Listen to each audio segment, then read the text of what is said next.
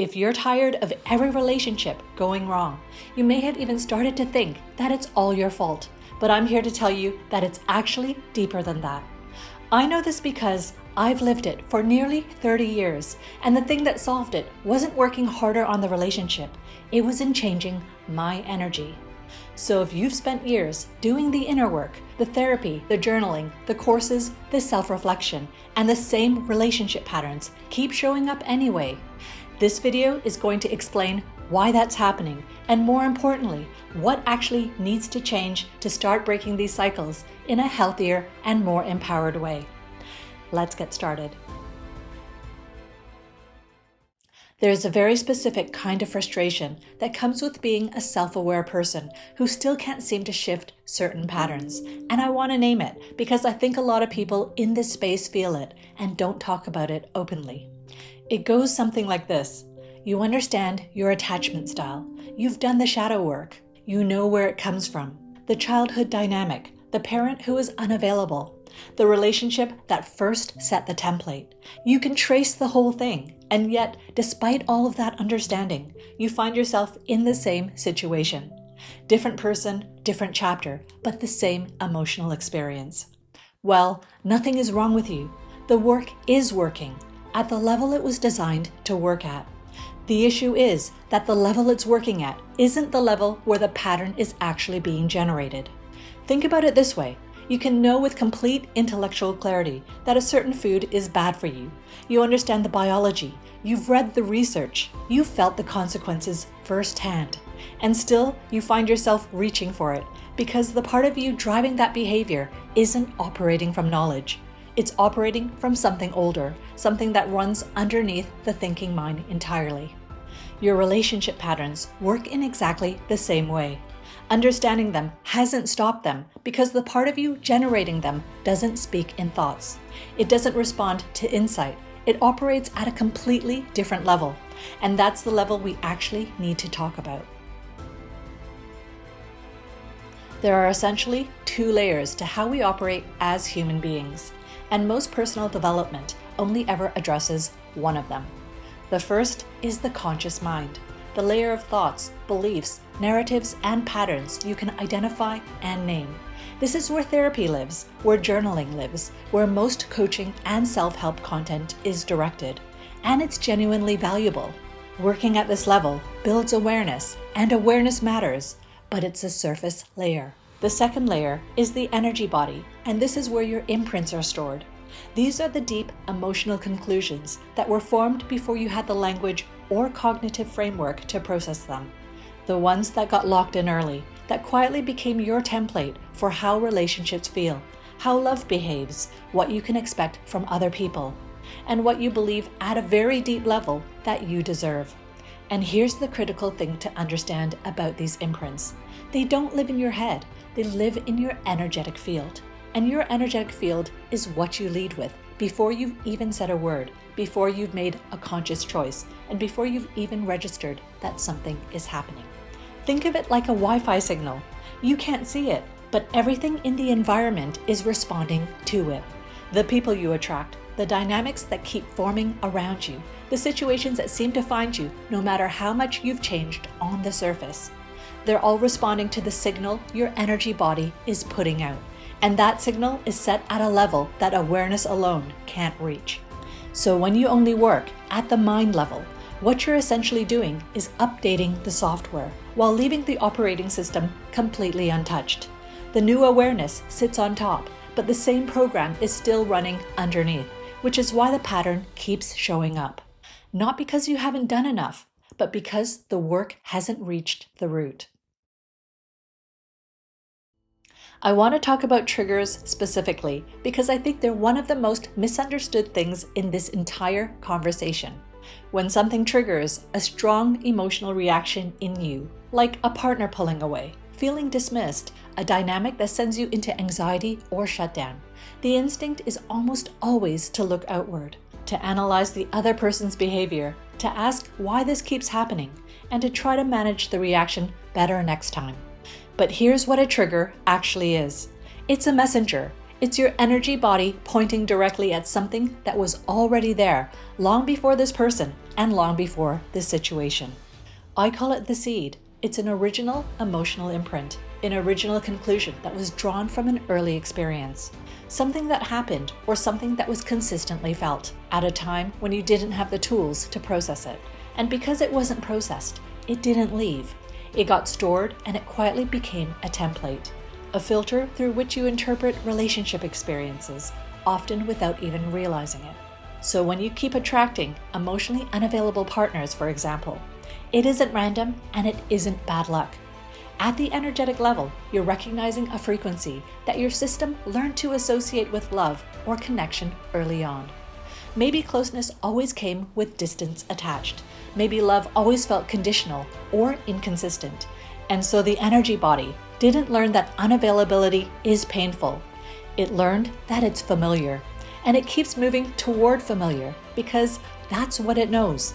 The trigger, the moment the partner withdraws, doesn't cause the wound.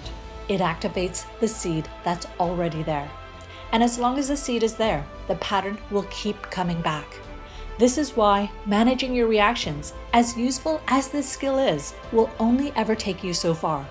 You can get better and better at not reacting, but if the seed is still in place, the charge is still in place, and the pattern will keep finding its way back. The real shift isn't in managing the response, it's in addressing what's generating it. So let's talk about what it actually looks like to work at this level, because I think it's important that you can picture it rather than just take my word for it. The first thing that needs to happen is that energy itself needs to become real to you. Not as a concept, but as something you can feel and observe in your own experience.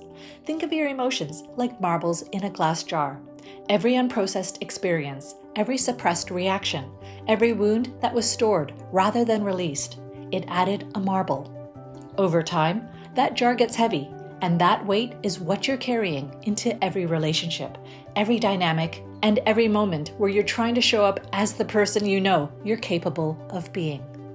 But before you can clear anything, you need to understand what you're actually clearing and why it's there. That means looking at the beliefs that were formed alongside the imprints. Things like perception is reality. The way you see a situation isn't neutral. It's filtered through every marble in that jar. Or karma, not as punishment, but as the energetic consequence of every thought, emotion, and action, which means that what you're experiencing now has roots that go further back than this relationship. Or forgiveness, which isn't about excusing what happened, but about withdrawing the energetic charge you're still carrying on someone else's behalf, because that charge is costing you. Once that foundation is in place, once energy is real and tangible to you, the actual clearing work can begin. And this is where it gets genuinely different from anything in the conventional personal development space. Breathwork is one of the primary tools, specifically deep abdominal breathing combined with a tongue-to-palate technique, a method that directly maximizes the flow of prana or life force energy through your system. Most people breathe in a way that keeps them in a low-level state of energetic restriction without even knowing it. Learning to breathe isn't a soft skill. It's one of the fastest ways to begin shifting the energetic environment inside your body. The meditation on twin hearts is another core practice. And if you haven't encountered it before, I want to be clear that this isn't a relaxation exercise. It's a specific, structured meditation that works at the level of the energy body to cleanse and transform what's been stored there. The effects are often felt immediately, and they compound over time. And then there's the direct healing work. I use Pranic healing, which is where the deepest clearing happens. This is done remotely, over Zoom, and it includes working directly with the energetic patterns in your system. The negative emotional imprints, the thought patterns, the accumulated charge around specific wounds, and methodically disintegrating them. Not suppressing them, not reframing them, actually removing the energetic structure that's been keeping the pattern in place. What most people notice, and often quite quickly, is that situations which used to trigger a strong reaction just don't carry the same charge anymore. Not because they've talked themselves out of it or decided to respond differently, but because the thing that was generating the reaction is no longer there in the same way. That's what working at the root actually looks like. It's not a metaphor, it's a process. If what I've shared today resonates with you, and you recognize that this is showing up in your own life, I'd like to invite you to take a next step. The process I've built, specifically for women who are stuck in the same relationship patterns, is called Evolve. It's my energy mastery method, and it's specifically designed to take you through everything I've just described, step by step, over 7 weeks. The link below will take you to a short video that explains exactly how the Evolve process is structured and what working together actually looks like. Have a look when you're ready, and if it resonates, you'll feel it. And if after watching you'd like to explore whether it's the right fit, there's an option to book a free 45-minute discovery call with me directly. Just an honest conversation about where you are and whether this is the right next step for you. The link is evolve.pureenergylife.com. It's also pinned in the comments and in the description below. And this is why it's so empowering, because it means that there's an answer. It's just at a different level than where you've been looking. You've already done the hardest part. You've built the awareness. You've done the reflection. You've shown up for yourself consistently, even when it felt like nothing was moving. The foundation is real, and that matters. What comes next is simply going deeper to the layer where the real change happens. Thank you so much for watching. If you found this video helpful, you need to watch my other video. You don't get what you want, you get what you are, because it takes everything we've just covered one step further. You now understand that your patterns are being driven by your energy. But what energy are you actually putting out? This video breaks down exactly what you attract isn't about what you want. It's about what you are on the energetic level. And once you can see that, the whole picture becomes undeniable. Until next time, take care, go deeper, and always stay inspired.